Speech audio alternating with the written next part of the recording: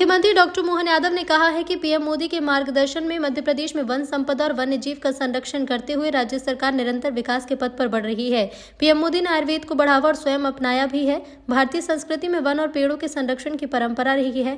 भोपाल में आयोजित 11वें अंतर्राष्ट्रीय वन मेला इसे आगे बढ़ा रहा है। वन मेले के पूरा प्रदेश को इंतजार रहता है। यहाँ आयुर्वेदिक उत्पाद के 350 से ज्यादा स्टॉल्स लगाए गए। साथ ही यहाँ 80 आयुर्वेदिक डॉक्टर और 100 से ज्यादा वैद्य आमजन को निःशुल्क परामर्श देंगे। सीएम डॉक्टर मोहन यादव बुधवार को लाल परेड ग्राउंड में 17 से 23 दिसंबर तक आयोजित हो रहे अंतर्राष्ट्रीय वन मेले के शुभारंभ कार्यक्रम को संबोधित कर रहे थे। उल्लेखनीय है कि इस साल वन मेले का आयोजन समृद्ध वन खुशहाल जन की थीम पर है। सीएम डॉक्टर मोहन यादव ने 11वें अंतर्राष्ट्रीय वन मेले का दीप प्रज्वलन और फीता काटकर शुभारंभ किया। उन्होंने भगवान धन्वंतरी की पूजा अर्चना की और विंध्या हर्बल सहित विभिन्न स्टॉल का अवलोकन कर औषधि एवं हर्बल उत्पाद की जानकारी प्राप्त की। कार्यक्रम में सीएम को रुद्राक्ष का पौधा भेंट किया गया। प्रोत्साहित करने वाले गीत लघु वन उपज हमारी शान का विमोचन सीएम ने किया। साथ ही उन्होंने विंध्या हर्बल के नए लोगों और विभिन्न उत्पाद से सुसज्जित वेलनेस किट का औपचारिक विमोचन किया। सीएम डॉक्टर मोहन यादव ने कहा कि आज लघु वनोपज के अनेक उत्पाद बाजार में हैं। जब एलोपैथिक दवाएं आराम न दे तो लोग आयुर्वेद की शरण में जाते हैं। हमारे घर घर में आयुर्वेदिक नुस्खों का भंडार है। वर्तमान परिदृश्य में मेडिकल साइंस तो प्रशंसनीय है, लेकिन आयुर्वेदिक उत्पाद का भी अपना अलग महत्व है। कोरोना काल में आयुर्वेदिक काढ़ा दुनिया के लिए अमृत के समान था। मुख्यमंत्री डॉक्टर मोहन यादव ने कहा कि राज्य सरकार प्राथमिक वनोपज सहकारी समिति, जिला यूनियन और अनुसूचित जाति जनजाति पिछड़ा वर्ग को आर्थिक रूप से सशक्त बना रही है। तेंदुपत्ता समेत अन्य वनोपज का संग्रहण करने वालों को इन पर बोनस देकर आर्थिक रूप से सशक्त करने की दिशा में कदम बढ़ाए।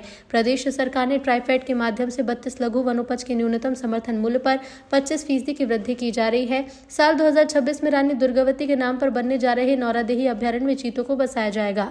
सीएम डॉक्टर मोहन यादव ने कहा कि वन मेले में प्रदेश के जिला यूनियन, वन धन केंद्र, जड़ी बूटी संग्राहक, उत्पादक, आयुर्वेदिक औषधि निर्माता, परंपरागत भोजन सामग्री के निर्माता और विक्रेतागण उत्पादों का प्रदर्शन और विक्रय करेंगे।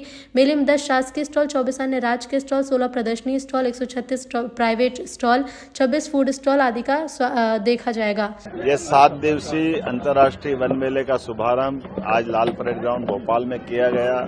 मेरी अपनी ओर से फॉरेस्ट डिपार्टमेंट के मंत्री माननीय दिलीप अहिरवार जी, माननीय विधायक भगवान दास सबनानी जी, माननीय सभापति किशन सूर्यवंशी जी और फॉरेस्ट के सारे अधिकारीगण, इतना विस्तृत रूप से मेला लगाया गया है कि वाकई ये हमारे पूरे प्रदेश की वन संपदा के अंदर के एक एक विशेष गुण को समेटे हुए, एक तरफ वन औषधियों से लगा करके आयुर्वेद में जिस प्रकार से उसका उपयोग किया जाता है वो सब कुछ यहाँ है। हमारे आदिवासी अंचल में भोजन के जो विविध प्रकार की रेसिपी है उस सबका भी प्रकटीकरण करने का मौका दिया गया है।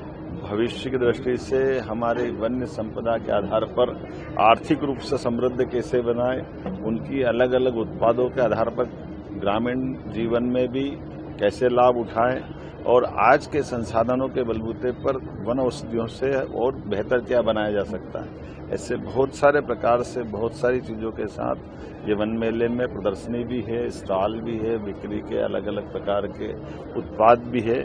मैं मान के चलता हूँ जब हमारे देश के अंदर सबसे समृद्ध वन अगर कहीं है तो मध्य प्रदेश में है। ऐसे में हमारे वनवासी बंधुओं की आय भी बढ़े, वन्य जीवन की अंदर की खूबसूरती भी सबके सामने आए, उनकी अपने उत्पादों की मार्केटिंग हो, सभी प्रकार से उनका जीवन बदले। इसलिए वन मेले के आधार पर ये सब कुछ उनके उत्पादों को सबके सामने लाने का प्रयास किया गया और वन मेला बहुत सफलता के साथ स्थापित हो रहा है। आने वाले समय में भोपाल के अलावा भी और जगह लगाने का हमने निर्णय किया है। उम्मीद करेंगे जल्दी उसके रिजल्ट आएंगे।